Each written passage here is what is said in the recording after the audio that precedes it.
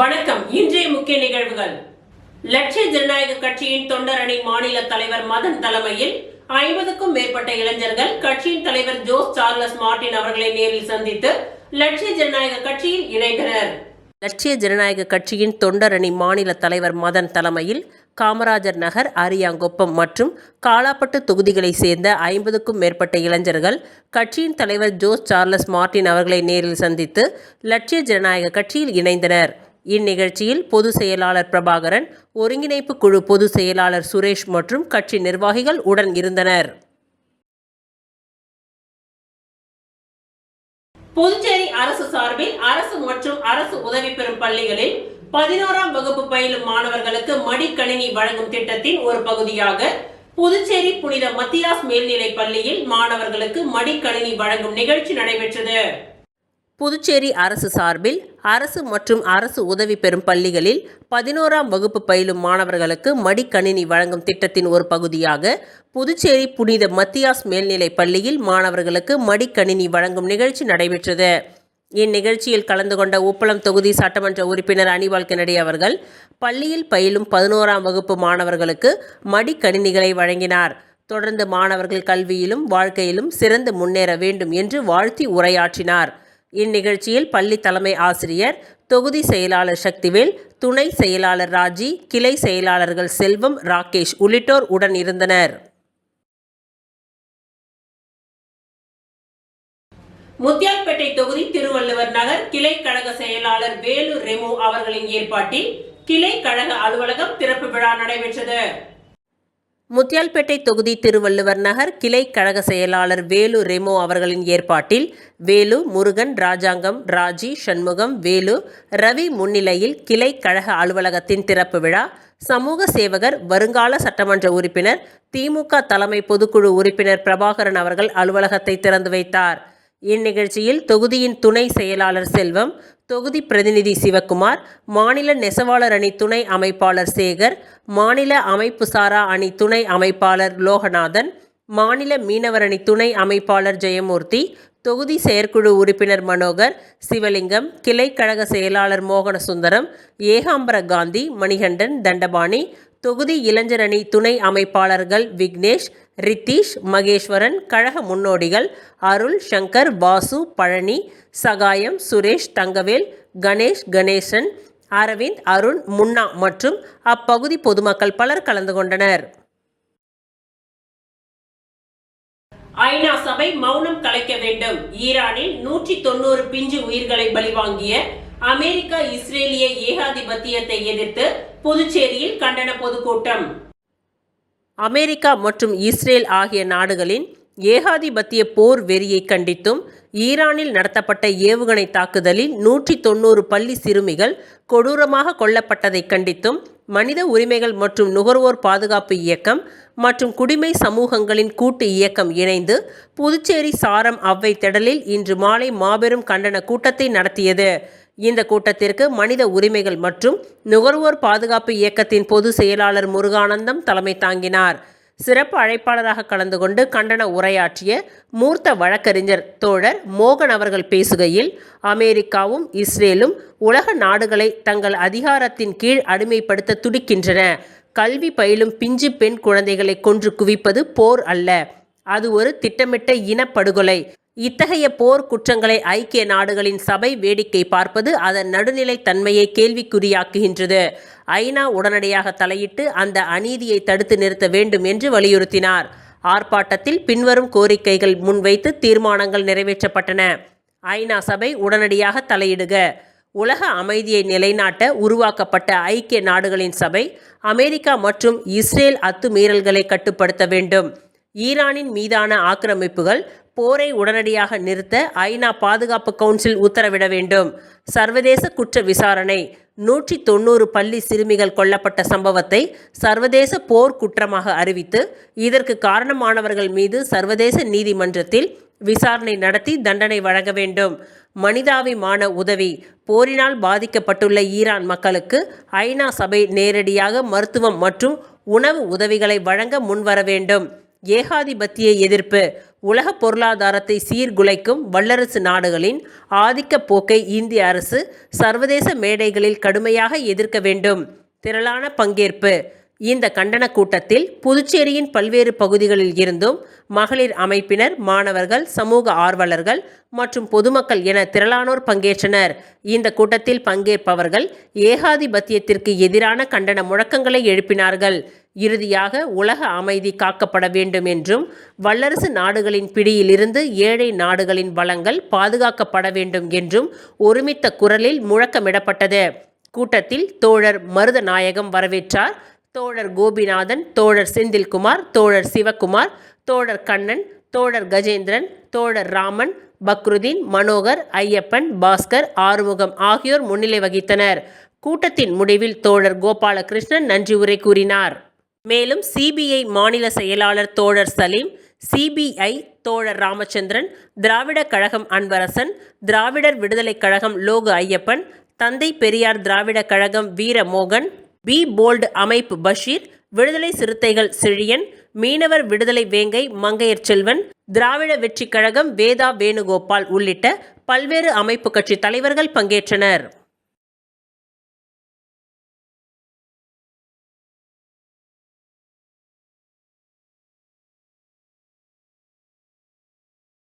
தினசரி அன்னதான திட்டம் மற்றும் 5 ஸ்டார் ஆர்கானிக் கடை திறப்பு விழா அரியாங்குப்பம் மார்க்கெட் வீதியில் நடைபெற்றது. பன்னாட்டு அரிமா சங்கங்கள், lions club of Pondicherry host மற்றும் ஜெயமூர்த்தி அறக்கட்டளை இணைந்து நடத்தும் தினசரி அன்னதான திட்டம் மற்றும் 5 ஸ்டார் ஆர்கானிக் கடையின் திறப்பு விழா அரியாங்குப்பம் மார்க்கெட் வீதியில் நடைபெற்றது. இதனைத் தொடர்ந்து ஜெயமூர்த்தி அறக்கட்டளையின் தலைவர் விஜயலட்சுமி ஜெயமூர்த்தி வரவேற்புரை வழங்கினார். தொடர்ந்து PMJF லயன் சுபாஷ் சந்திரபோஸ் PTG சிறப்புரை வழங்கினார். இந்நிகழ்வை தொடர்ந்து PMJF லயன் செல்வகாந்தி PTG மற்றும் PMJF லயன் ராஜலட்சுமி PTG ஆகியோர் அன்னதான திட்டத்தை துவக்கி வைத்து வாழ்த்துரை வழங்கினார்கள். இந்த நிகழ்வில் மாவட்ட தலைவர்கள், முன்னாள் தலைவர்கள், பொறுப்பாளர்கள் லயன் ஹோஸ்ட் சங்கத்தின் சார்பில் வாழ்த்துரை வழங்கினார்கள். மேலும் இந்த நிகழ்ச்சியில் இந்த சங்கத்தின் செயலாளர் லயன் கணேசன், லயன் மோகன்ராஜ் மற்றும் லயன் NK பெருமாள் ஆகியோர் கலந்து கொண்டு நிகழ்ச்சியை சிறப்பித்தார்கள். இவ்விழாவிற்கான ஏற்பாட்டினை மாவட்ட தலைவர் லயன் குப்பன் செய்திருந்தார். நன்றி உரையை லயன் கார்த்திக் வழங்க விழா இனிதே நிறைவு பெற்றது.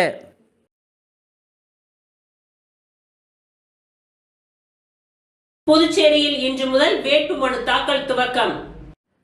புதுச்சேரியில் சட்டமன்ற தேர்தலுக்கான வேட்பு மனுக்கள் இன்று முதல் வரும் 23ஆம் தேதி வரை தாக்கல் செய்யலாம். மொத்தம் 17 தேர்தல் நடத்தும் அலுவலர்கள் இருப்பதால் 17 இடங்களில் மனு தாக்கல் செய்யப்படுகின்றது. வரும் 24ஆம் தேதி வேட்பு மனு பரிசீலனை நடைபெற உள்ளது.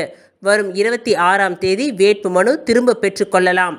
ஏப்ரல் 9ஆம் தேதி தேர்தல் நடைபெறுகின்றது. வாக்கு எண்ணிக்கை வரும் மே 4ஆம் தேதி நடைபெறும் என்று அறிவிக்கப்பட்டுள்ள நிலையில் நடத்தை விதிகள் உடனடியாக அமலுக்கு வந்துள்ளன. புதுச்சேரியில் 1099 வாக்கு சாவடிகள் அமைக்கப்பட்டுள்ளன. தேர்தல் பணிகளில் 4934 அதிகாரிகள் ஈடுபடுத்தப்பட்டுள்ளனர். பாதுகாப்பு பணியில் 5410 போலீசாரும் துணை இராணுவமும் பயன்படுத்தப்பட்டுள்ளது. புதுச்சேரியில் இதுவரை எந்த கட்சி சார்பிலும் வேட்பாளர்கள் அறிவிக்கப்படவில்லை. இன்னும் 2 தினங்களுக்குள் வேட்பாளர்கள் அறிவிக்கப்பட்டு வெள்ளிக்கிழமை வேட்பு மனு தாக்கல் செய்யப்படலாம் என்று எதிர்பார்க்கப்படுகின்றது.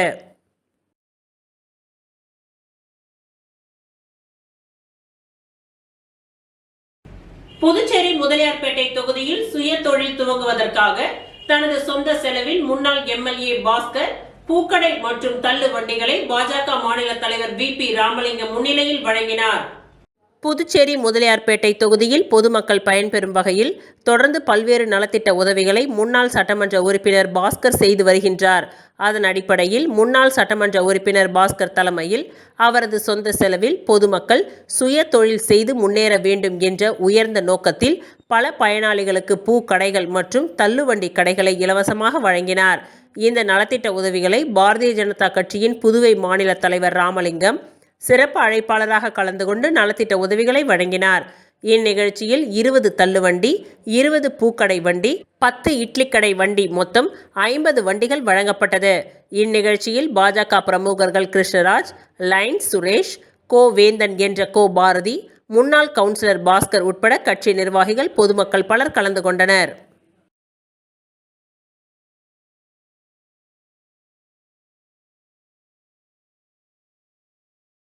டேபிள் டென்னிஸில் சாதனை, மூலக்குளம் பெத்தி செமினார் சிபிஎஸ்இ பள்ளி மாணவருக்கு பாராட்டு. புதுச்சேரி மூலக்குளம் பெத்தி செமினார் சிபிஎஸ்இ பள்ளியில் 6ஆம் வகுப்பு பயின்று வரும் மாணவர் சித்தார்த் ஷிவ்குமார் டேபிள் டென்னிஸ் விளையாட்டில் தொடர்ச்சியாக பல்வேறு சாதனைகளை புரிந்து மாநிலத்திற்கும் பள்ளிக்கும் பெருமை சேர்த்து வருகின்றார். கடந்த 2025ஆம் ஆண்டு நடைபெற்ற மாநில அளவிலான டேபிள் டென்னிஸ் தர வரிசை போட்டிகளில் மாணவர் சித்தார்த் ஷிவ்குமார் முதல் இடத்தை பிடித்து அசத்தியுள்ளார். குஜராத்தில் நடைபெற்ற சர்வதேச அளவிலான டேபிள் டென்னிஸ் போட்டியில் புதுச்சேரி சார்பாக பங்கேற்று தனது சிறப்பான ஆட்டத்தை வெளிப்படுத்தினார். மாணவரின் இந்த தொடர் சாதனைகளை பாராட்டும் விதமாக பெத்தி செமினார் பள்ளியின் முதல்வர் பாஸ்கல் ராஜ் மாணவரை நேரில் அழைத்து பாராட்டி கௌரவப்படுத்தினார். இந்த நிகழ்வின் பொழுது மாணவரின் பெற்றோர், மாணவரின் தனித்திறன் ஆலோசகர் மோகன்ராஜ் மற்றும் பயிற்சியாளர் சர்க்குருநாத் ஆகியோர் உடன் இருந்து மாணவரை வாழ்த்தினார்கள். மாணவர் சித்தார்த் ஷிவ்குமார் வரும் காலங்களில் இன்னும் பல தேசிய மற்றும் சர்வதேச பதக்கங்களை வெல்ல வேண்டும் என பள்ளி நிர்வாகமும் ஆசிரியர்களும் வாழ்த்துக்களை தெரிவித்து வருகின்றனர்.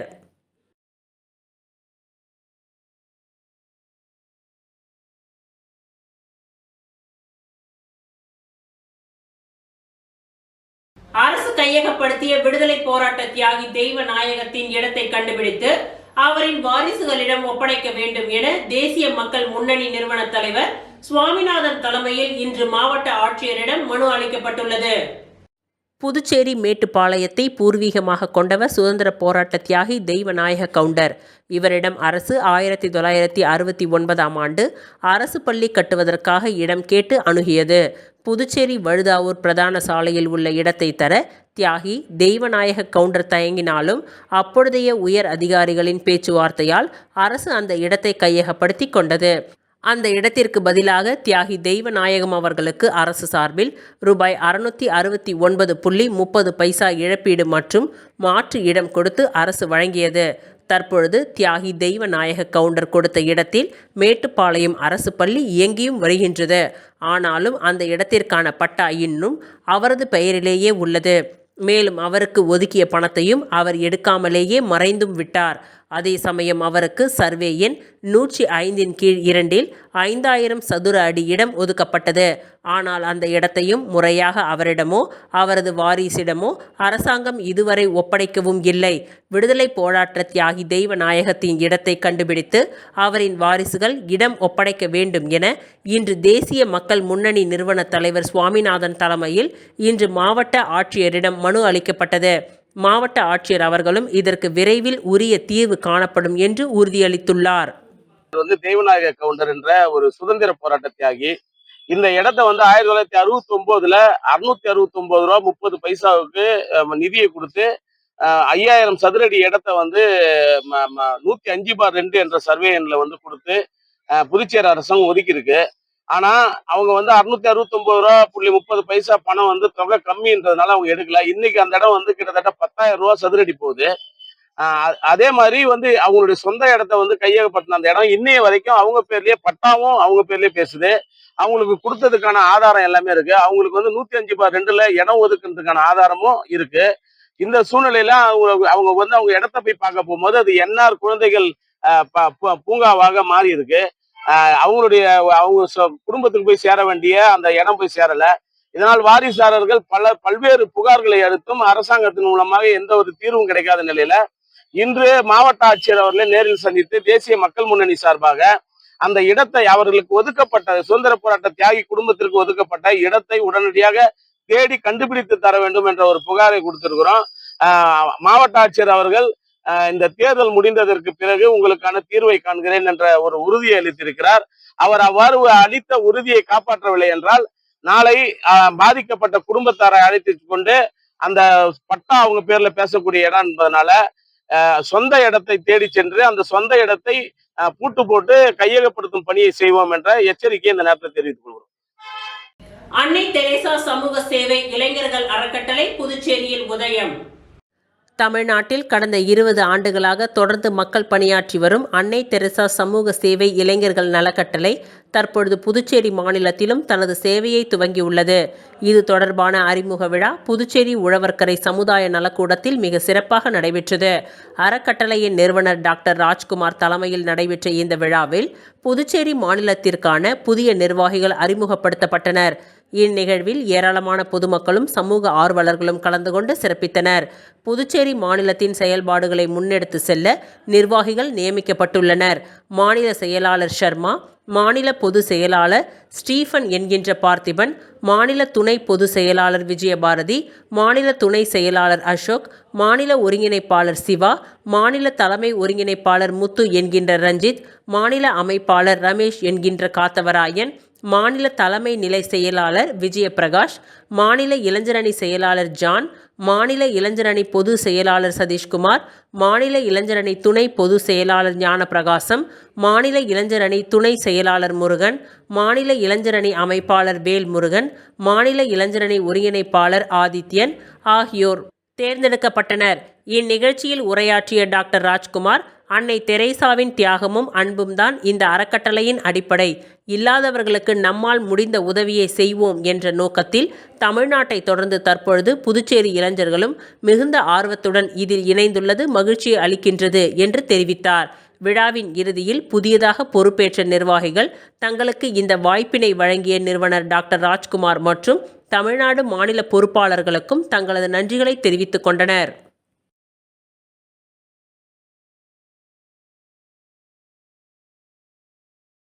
ஏனாம் தொகுதியில் என்ஆர் காங்கிரஸ் கட்சியின் சார்பில் முன்னாள் அமைச்சர் மல்லாடி கிருஷ்ணராவ் வேட்பாளராக போட்டியிடுவார் என முதலமைச்சர் ரங்கசாமி அறிவித்துள்ளார். முன்னாள் அமைச்சரும் டெல்லி சிறப்பு பிரதிநிதியுமான மல்லாடி கிருஷ்ணராவின் பேரன் பெயர் சூட்டு விழா மற்றும் பேத்தியின் பிறந்தநாள் விழா ஏனாமில் கொண்டாடப்பட்டது. இவ்விழாவில் முதலமைச்சர் ரங்கசாமி உள்ளிட்ட பல்வேறு அரசியல் கட்சி தலைவர்கள் கலந்து கொண்டனர். தொடர்ந்து பள்ளி மாணவர்களுக்கு லேப்டாப், சைக்கிள் உள்ளிட்டவைகளை முதலமைச்சர் ரங்கசாமி வழங்கினார். முன்னதாக பிறந்தநாள் விழாவில் பேசிய முதலமைச்சர் ரங்கசாமி, வரும் சட்டமன்ற தேர்தலில் ஏனாம் தொகுதியில் மீண்டும் என்ஆர் காங்கிரஸ் கட்சி போட்டியிடும் எனவும் வேட்பாளராக முன்னாள் அமைச்சர் மல்லாடி கிருஷ்ணராவ் போட்டியிடுவார் என்றும் முதலமைச்சர் ரங்கசாமி அறிவித்துள்ளார். தேசிய ஜனநாயக கூட்டணியில் என்ஆர் காங்கிரஸ் 16 இடங்களில் போட்டியிடுகின்றது என்று அறிவிப்பு மட்டும் வெளியான நிலையில் முதல் வேட்பாளராக மல்லாடி கிருஷ்ணராவ் பெயரை கட்சியின் நிறுவனரான முதலமைச்சர் ரங்கசாமி அறிவித்துள்ளார் என்பது குறிப்பிடத்தக்கது.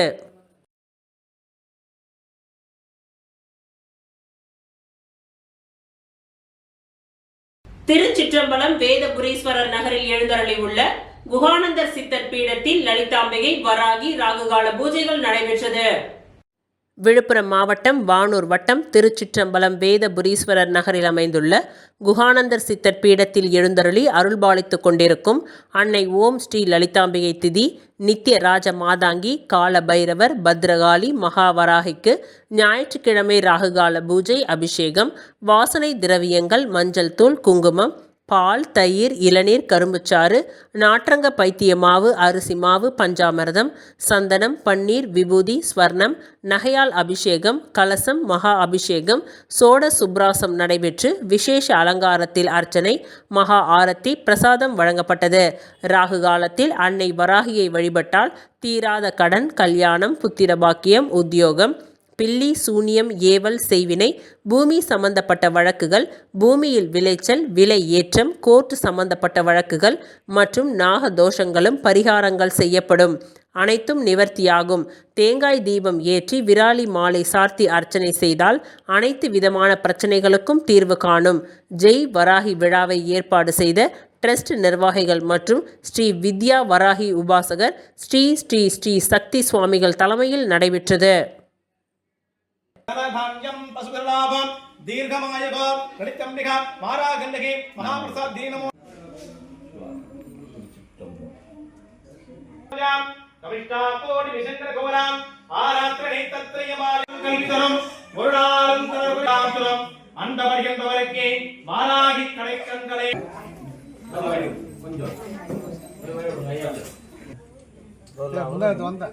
मुंदे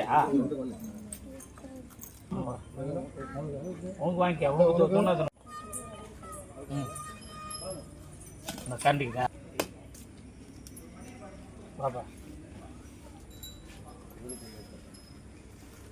புதுச்சேரி திப்ராயப்பேட்டையில் சமாதி திருவிழா நடைபெற்றது.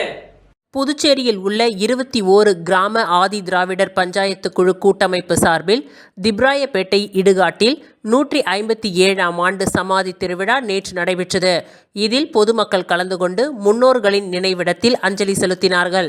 கிறிஸ்தவர்கள் கல்லறை திருநாளை அனுசரிப்பது போல புதுச்சேரியில் உள்ள 21 கிராமங்களை சேர்ந்த ஆதி திராவிடர் பஞ்சாயத்து குழு கூட்டமைப்பு சார்பில் சமாதி திருவிழா ஆண்டுதோறும் அனுசரிக்கப்பட்டு வருகின்றது. அதன்படி இந்த ஆண்டிற்கான சமாதி திருவிழா உப்பளம் திப்ராயப்பேட்டை சன்னியாசி தோப்பில் உள்ள இடுகாட்டில் நேற்று நடைபெற்றது.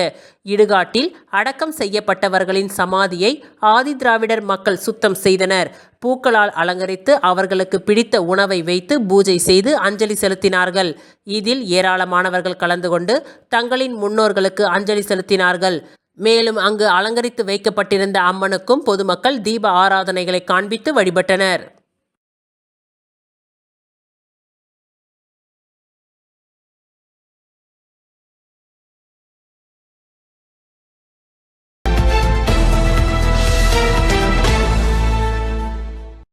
உள்ளாட்சி அமைப்புகளில் ஓபிசி இட ஒதுக்கீட்டை பரிந்துரைப்பதற்காக நியமிக்கப்பட்ட ஒரு நபர் ஆணையம் தனது அறிக்கையை அரசிடம் சமர்ப்பித்துள்ளது. ஆனால் இந்த அறிக்கை சமர்ப்பிக்கப்பட்டிருப்பதினால் மட்டுமே உள்ளாட்சி தேர்தல் நடத்தும் நிலை உருவாகிவிட்டதாக கூறுவது மக்களை தவறாக நம்ப வைப்பதாகும். பிற்படுத்தப்பட்டோருக்கான இட ஒதுக்கீட்டை தீர்மானிக்க 17/12/2021 அன்று தனி நபர் கமிஷன் நியமிக்கப்பட்டு 6 மாதங்களுக்குள் அறிக்கை சமர்ப்பிக்க வேண்டும் என்று அரசு உத்தரவிட்டது. ஆனால் அந்த அறிக்கை சமர்ப்பிக்க 4 ஆண்டுகளுக்கும் மேலாகிவிட்டது. சரியான ஆராய்ச்சி முறைகளுடன் இந்த பணியை எடுத்திருந்தால் 6 மாதத்திற்குள் முடித்திருக்க முடியும். இந்த அறிக்கை முன்னதாக சமர்ப்பிக்கப்பட்டிருந்தால் உள்ளாட்சி தேர்தலை 20/7/2022ற்குள்ளாகவே நடத்தி முடித்திருக்கக்கூடும். இந்த தேர்தல் 3.5 ஆண்டுகள் தள்ளி போனதற்கு காரணமே இந்த அறிக்கையை தாமதமாக சமர்ப்பித்ததுதான். தெலுங்கானா மாநிலத்தில் 1.12 கோடி குடும்பங்களை உள்ளடக்கிய ஓபிசி கணக்கெடுப்பு 3 மாதங்களில் முடிக்கப்பட்டுள்ளது. ஆனால் வெறும் 3.7 லட்சம் வீடுகளை கொண்ட புதுச்சேரியில் இதே பணியை முடிக்க 4 ஆண்டுகள் எடுத்திருப்பது நிர்வாகத்தின் செயல் இழப்பையும் அரசின் அலட்சியத்தையும் வெளிப்படுத்துகின்றது. மேலும் தற்பொழுது சமர்ப்பிக்கப்பட்டுள்ள அறிக்கையில் எந்த வார்டுகள் ஓபிசி, எஸ்சி, எஸ்டி மற்றும் பெண்களுக்கு ஒதுக்கப்படுகின்றன என்ற முக்கிய விவரங்கள் கூட வழங்கப்படவில்லை. இந்த பணியை ஆணையம் செய்யாமல் தேர்தல் ஆணையத்திடம் ஒப்படைத்துள்ளது. ஆனால் தற்பொழுது தேர்தல் ஆணையர் கூட இல்லாத நிலையில் இந்த அறிக்கையை அடிப்படையாக வைத்து உடனடியாக தேர்தலை நடத்த முடியாத நிலை ஏற்பட்டுள்ளது. கடந்த 14 ஆண்டுகளாக புதுச்சேரியில் உள்ளாட்சி தேர்தல் நடத்தப்படாமல் இந்திய அரசியலமைப்பு சட்டத்தின் 243 மற்றும் 243U பிரிவுகளின் வெளிப்படையாக மீறப்பட்டு வருகின்றன. சட்டப்பேரவைக்கு 5 ஆண்டுகளுக்கு ஒருமுறை தேர்தல் நடத்தப்படும் பொழுது அதே அரசியலமைப்பு சட்டம் கட்டாயப்படுத்தும் உள்ளாட்சி தேர்தல் ஏன் நடத்தப்படவில்லை என்பது மிகப்பெரிய கேள்விக்குறியாகும். புதுச்சேரி முதலமைச்சர் ஜனநாயகத்தை உண்மையாக நம்புகின்றவராக இருந்தால் உள்ளாட்சி அமைப்புகளுக்கான தேர்தலை உடனடியாக நடத்துவதற்கான ஏற்பாடுகளை அரசு செய்ய வேண்டும். சட்டமன்ற தேர்தல் நெருங்கிவிட்டது என்ற காரணத்தை கூறி உள்ளாட்சி தேர்தலை தள்ளி போடுவது ஜனநாயகத்திற்கு விரோதமானது. உள்ளாட்சி தேர்தலை நடத்த 3 மாதங்கள் தேவைப்படுகின்றன என்றால் சட்டமன்ற தேர்தலை 3 மாதங்கள் தள்ளி வைத்து உள்ளாட்சி தேர்தலை சட்டமன்ற தேர்தலுடன் ஒன்றாக நடத்த வேண்டும். இவ்வாறு செய்வதே ஜனநாயக நடைமுறையை மதிக்கும் அரசின் பொறுப்பாகும். இந்த அறிக்கையை காரணம் காட்டி மேலும் காலதாமதம் செய்யாமல் அரசு உடனடியாக தேர்தல் ஆணையரை நியமித்து உள்ளாட்சி தேர்தலை நடத்த வேண்டும். இல்லையெனில் புதுச்சேரி உள்ளாட்சி ஜனநாயகத்தை முடக்கி வைக்கும் முயற்சியாகவே இதை மக்கள் கருத வேண்டிய நிலை உருவாகும். ராமராஜ்யம் உருவாக வேண்டும் என்று தனது வாழ்நாளையே அர்ப்பணித்த தேச பக்தர் அண்ணல் மகாத்மா காந்தியின் கனவான கிராம ஜனநாயகத்தை புதுச்சேரியில் தொடர்ந்து புறக்கணிப்பது வருத்தத்திற்குரியது.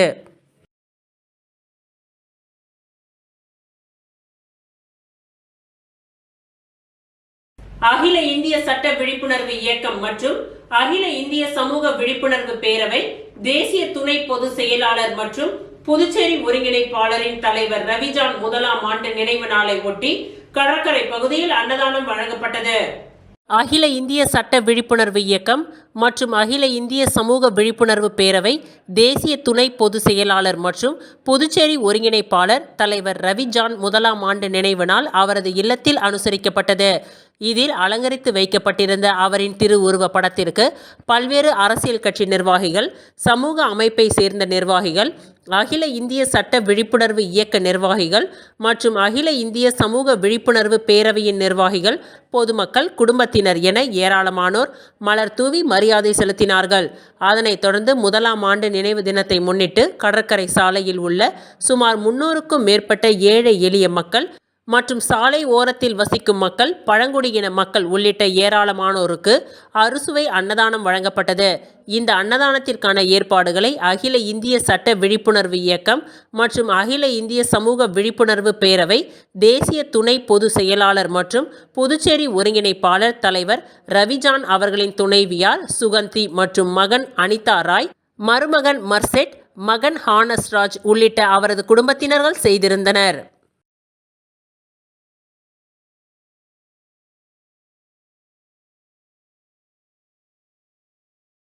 புதுச்சேரி ஜிப்மரில் பணிபுரிந்து வரும் 547 தினக்கூலி ஊழியர்களின் வாழ்வாதார கோரிக்கை சம்பந்தமாக தமிழ் தேசிய பேர் இயக்கத்தினர் புதுச்சேரி ஜிப்மர் துணை இயக்குநரை சந்தித்து கோரிக்கை மனுவை அளித்தனர்.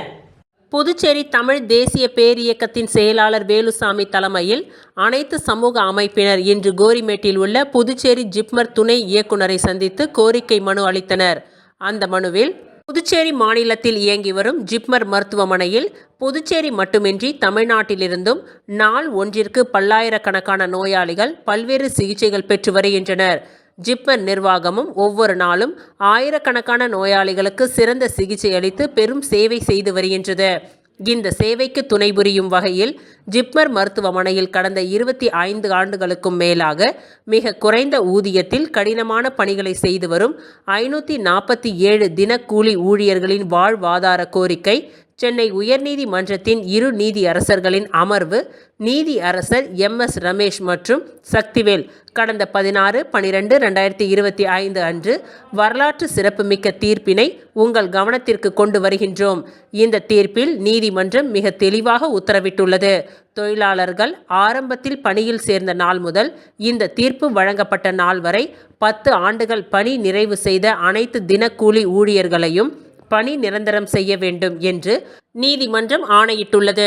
இந்த பணி நிரந்தரம் தொடர்பான நிலுவைத் தொகைகளை தீர்ப்பு நகல் கிடைத்த 3 மாத காலத்திற்குள் ஊழியர்களுக்கு வழங்க வேண்டும் என்று உத்தரவிட்டுள்ளது. நிர்ணயிக்கப்பட்ட காலக்கெடுவிற்குள் தொகையை வழங்க தவறினால் ஆண்டிற்கு 5% வட்டியுடன் அந்த தொகையை வழங்க வேண்டும்.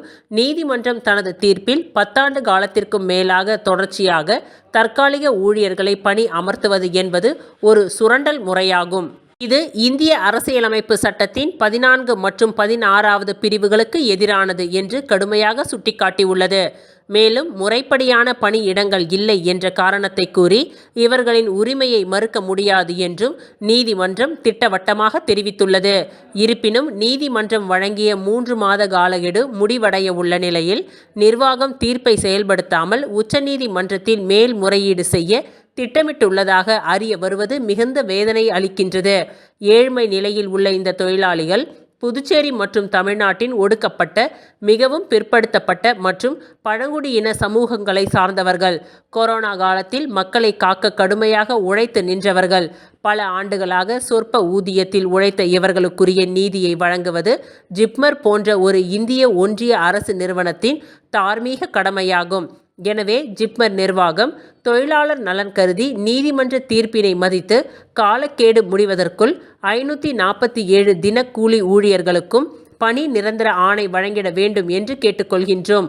உச்சநீதிமன்ற மேல்முறையீடு என்ற பெயரில் ஏழை தொழிலாளிகளின் வாழ்வாதாரத்தை சிதைக்க வேண்டாம் என்று அவர்கள் வலியுறுத்தியுள்ளனர். தமிழ் தேசிய அமைப்புகள் எல்லோரும் சேர்ந்து அவர்கிட்ட பேசணும். அவர் நாங்கள் மேல்முறையீடு போகலாம்னு சொல்லியிருக்கிறாங்க. ஆனால் நாங்கள் என்ன சொல்லியிருக்கிறோம், இது 547 குடும்பங்களுடைய வாழ்வாதார பிரச்சனை. இந்த தமிழர்கள் மிக கடினமான பணிகளை செஞ்சிருக்கிறாங்க. கொரோனா காலத்தில் எல்லாம் அவங்க 20 ஆண்டுகளுக்கு மேலாக பணி புரிஞ்சிருக்கிறாங்க. அவங்கள நீங்க மேல்முறையீடு எல்லாம் போகக்கூடாது. அவங்கள பணி நிரந்தரம் செய்வதுதான் நியாயமானதாக இருக்கும். ஜிப்மர் நிர்வாகத்திற்கு நல்ல பேர் கொடுக்கறதாக இருக்கும் அப்படின்னு நாங்க சொன்னோம். அதை வந்துட்டு அவங்க ஏத்துக்கிட்டு இருக்கிறாங்க. இன்னும் 3 நாட்களுக்குள் வந்துகிட்டு இயக்குநரை சந்தித்து இதை பற்றி விரிவாக பேசுவதற்கு நாங்க முன் அனுமதி வாங்கி கொடுக்குறோம்னு சொல்லியிருக்கிறாங்க. அந்த அளவுல நாங்க இந்த கோரிக்கை கடிதத்தை கொடுத்துட்டு வந்திருக்கிறோம். அனைத்துலக முதலியார் பிள்ளைமார் சங்கம் சார்பில் நடைபெற்ற இலவச மருத்துவ முகாமில் ஏராளமான பொதுமக்கள் கலந்து கொண்டு பயன்பெற்றனர். பாண்டிச்சேரி வெங்கடா நகர் தமிழ் சங்கம் வளாகத்தில் அனைத்து உலக முதலியார் பிள்ளைமார் சங்கத்தின் சார்பில் மாபெரும் இலவச மருத்துவ முகாம் நடைபெற்றது.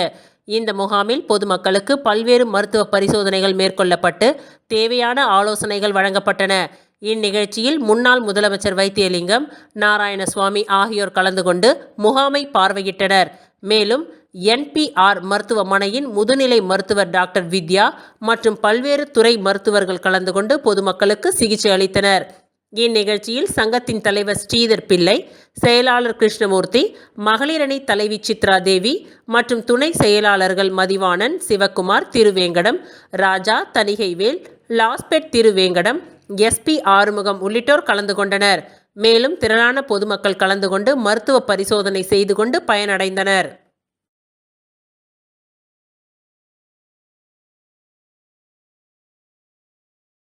புதுச்சேரி போதகர்கள் ஐக்கியத்தின் தலைவர் அருள் திரு பால் அவர்கள் கிராமப்புறத்தில் உள்ள கிறிஸ்துவ சபையில் நடைபெறும் ஆராதனைகளின் பொழுது பயன்படுத்த தேவையான இசை கருவிகளை வழங்குமாறு லட்சிய ஜனநாயக கட்சியின் தலைவர் ஜோஸ் சார்லஸ் மார்டின் அவர்களை நேரில் சந்தித்து கோரிக்கை வைத்தார்.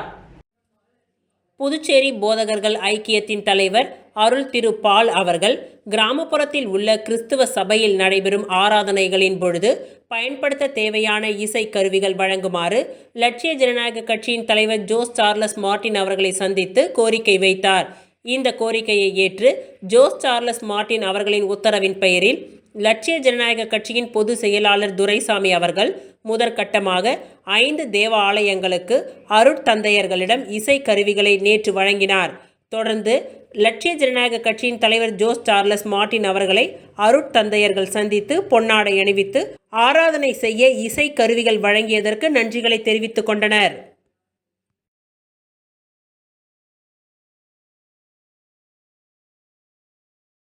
இத்துடன் இன்றைய நிகழ்வுகள் நிறைவடைந்தன. நன்றி, வணக்கம்.